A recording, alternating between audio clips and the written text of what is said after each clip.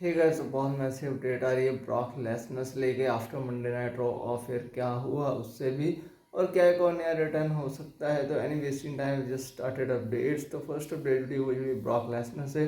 तो Brock Lesnar का return हुआ है गाइस। तो फर्स्ट ऑफ ऑल आपको पता ब्रॉक लेसनर का रिटर्न क्यों हुआ, क्योंकि Roman and cold war street fighter movie की शूटिंग करने जा रहे हैं। तो दैट्स वाई ब्रॉक लेसनर का रिटर्न करवा दिया डब्ल्यूडब्ल्यूई ने। अब ये रिटर्न हुआ है, उसके बाद लेसनर वो रेसलर है जो उस टिकट सेल आउट करवा सकते हैं। उसके बाद गए एक और लफड़ा हो गया है कि जनरल ग्रैंड जिन्होंने एलिगेशन लगाए थे उन्होंने कहा है कि ये गलत डब्ल्यूडब्ल्यूई कर रही है और इसके अगेंस्ट हम और ज़्यादा प्रूफ लेके आएंगे। एंड ब्रॉक लेसनर को लाना इज जस्ट डिफिकल्ट, मतलब ये चीज़ कहना है लॉ सूट जब पता पड़े थे। उसके बाद ये चीज़ उनकी टीम की तरफ से कहना है ब्रॉक लेसनर के लिए। एंड ब्रॉक लेसनर या तो इसलिए आएंगे कि उनका क्लियर हो चुका है, या तो इसलिए आए हैं कि वो सारी चीज़ें कवर कर चुके हैं और डब्ल्यूडब्ल्यूई कन्फर्मली रेड से ग्रीन सिग्नल मिल चुका है डब्ल्यूडब्ल्यूई को। इवन डेम मेडिसन का भी कहना ये है कि डब्ल्यूडब्ल्यूई को कोई ना कोई ग्रीन सिग्नल मिला है। अगर ये सेटलमेंट हो चुकी है तभी ब्रॉक लेसनर को लाया गया है, बिकॉज रीजन ब्रॉक लेसनर को लाने के लिए ही डब्ल्यूडब्ल्यूई को मोटा पैसा देना पड़ा है। ये 2 वीक्स में हुआ है। डब्ल्यूडब्ल्यूई ने ये बहुत सीक्रेटली किया है। रीजन सिंपल था यार, डब्ल्यूडब्ल्यूई किसी को बताना नहीं चाहती। That's why this secretly plan with Brock Lesnar return.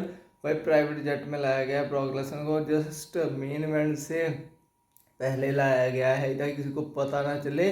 और ये चीज़ डब्ल्यूडब्ल्यूई ने सीक्रेटली प्लान की है और डब्ल्यूडब्ल्यूई को पता है कि हमें टिकट सेल आउट करवानी है, टीके को पता है क्या करना है। तो इसलिए ब्रॉक लेसनर को लाया गया है ताकि आपको पता है रोमन रेंज जो है कल उन्हें मतलब चोटें लगी, आपको पता है उन्हें कल कैसे मतलब सुनामी पे सुनामी लगाई ब्रॉन्सन रेंज ने। उसके बाद उनके जूते भी चोरी हो गए। तो ये इसलिए बताया गया है कि Roman Reigns street fighter movie की शूटिंग करने जा सकें। And Roman Reigns street fighter movie की शूटिंग करने तभी जाएंगे, तभी ये ट्वीट निकल गया है। बिकॉज ऑफ रीज़न ये चीज़ हो सकती है कि रोमन रेंज जा रहे हैं स्ट्रीट फाइटर की शूटिंग करने, इसलिए ब्रॉक लेसनर को लेके आ गया। क्योंकि उसके बाद ब्रॉक लेसनर का इतना और है कि बंदा लिटरली टिकट सेल आउट करवा सकता है, बिकवा सकता है उस लेवल की। तो इसलिए ब्रॉक लेसनर को लाया गया है। और गाइस हमारे CM Punk, L A night और रोमन रेंज आपस में भिड़ पड़े, मतलब कह रहे थे कि तुमने गलत किया, ये किया वो किया। बंदों का दुश्मन सही है लेकिन इनकी खुद की लाइन अलग है। रोमन रेंज ने ये कहा कि you are wrong, you doing wrong, तूने गलत किया भाई, तू ऐसे नहीं आ सकता था, यू डू रॉन्ग। एंड मतलब यही है, रोमन रेंज फिर से अपने नंगे पैरी लेके गए। And that is a perfect thing about Roman Reigns and WWE. मतलब डब्ल्यूडब्ल्यूई ऐसा बना रही है कि परफेक्टली बिल्ड किया जा रहा है। तो गाइस नेक्स्ट अपडेट जुड़ी हुई है कैरियन क्रॉस से। तो डब्ल्यूडब्ल्यूई ने कैरियन क्रॉस को कोई डील नहीं दी है एंड उनका इस वीक कॉन्ट्रैक्ट एक्सपायर होने वाला है। और इसी पे ब्रॉन स्ट्रोमन ने कहा है, मतलब एक बहुत ही मतलब चीज़ कैसी खतरनाक, उन्होंने सिंपल सी चीज़ कही है कि डब्ल्यूडब्ल्यूई राइट नाउ अपने नेपोटिज्म को प्रमोट करती है, इसे प्रमोट करती है, इसे कोई घंटा फर्क नहीं पड़ता। एंड ब्रॉन स्ट्रोमन का ये कहना भी जायज़ है क्योंकि ब्रॉन स्ट्रोमन को 2 बार लाया गया, ब्रॉन स्ट्रोमन का कोई यूज़ नहीं किया गया।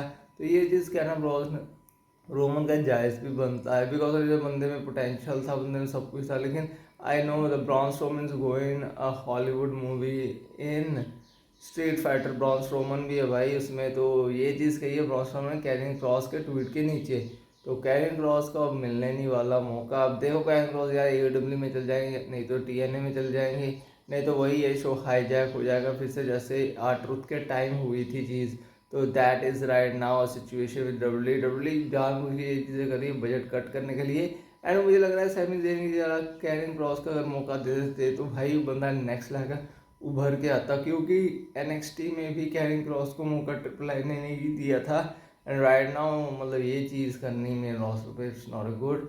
उसके बाद गाइस हमें नेक्स्ट देखने को मिलती है अपडेट हमारे हुल्क होगन से। तो गाइस फ्यूनरल के दौरान हुल्क होगन की बेटी वहाँ नहीं थी, तो इस पर बहुत सी बन रही हैं चीज़ें कि हाँ क्यों नहीं थी, कैसे नहीं थी। तो that is right now situation. उसके बाद नेक्स्ट अपडेट जुड़ी गाइस हमारे एक और बंदे के रिटर्न से। तो कहा जा रहा है कि एज रिटर्न कर सकते हैं। तो फर्स्ट ऑफ ऑल मुझे नहीं लगता है एज रिटर्न करेंगे, क्योंकि राइट नाउ वो अपने स्टेज उस स्टेज पे हैं जहाँ पे वो रिटर्न नहीं करेंगे। अब मुझे लगता है वो AEW से डब्ल्यू में आएंगे, डब्ल्यू को कोई इंटरेस्ट होगा एज को लाने में। एंड एज का रिटर्न इट्स नॉट पॉसिबल, हो भी सकता है मैं ये नहीं कहता, बट अब नहीं एज आएंगे यार, क्योंकि एज की एज हो रही है। एंड AEW में वो साइन हुए हैं, डब्ल्यू से वो इसलिए गए थे क्योंकि उन्हें रिटायरमेंट मैच नहीं मिला था। अब डब्ल्यू में रिटायरमेंट मैच करके गए थे, तो अब मुझे नहीं लगता पॉसिबिलिटी कि वो आएंगे, रिटर्न आएंगे डब्ल्यू में। नेक्स्ट अपडेट जुड़ी वो जुड़ी है गाइस हमारे ब्रॉक लेसन से ही।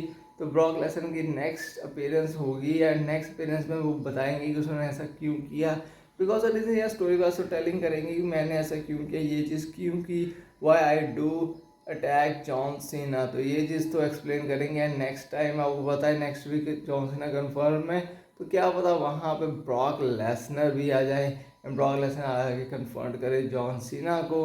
तो अगर स्टोरी वाइज तो अब कोडी रोड्स को कौन नेक्स्ट चैलेंज करता है वो देखने वाली बात होगी, कि कोडी रोड्स को जो चैलेंज करेगा वो सीधा सीधा टाइटल के पास। अपडेट जुड़ी वो जुड़ी है हमारे गाइस ड्रू मैटायर से। ड्रू मैटायर ने लेजेंड्स के साथ Mick Foley and Matt Bret Hart के साथ फोटो डाली जहाँ पर उन्होंने एक्सप्लेन किया। एंड गाइस हमारे जो है मर्सिडीज मोना उन्होंने मतलब फैन पे हेट दिखाई, फैन ने कहा कि यू रूइन द रेसलिंग, उन्होंने कहा I am not ruining the wrestling. So this is the last update. Video अच्छी लगे सब्सक्राइब, वीडियो को लाइक एंड शेयर करना।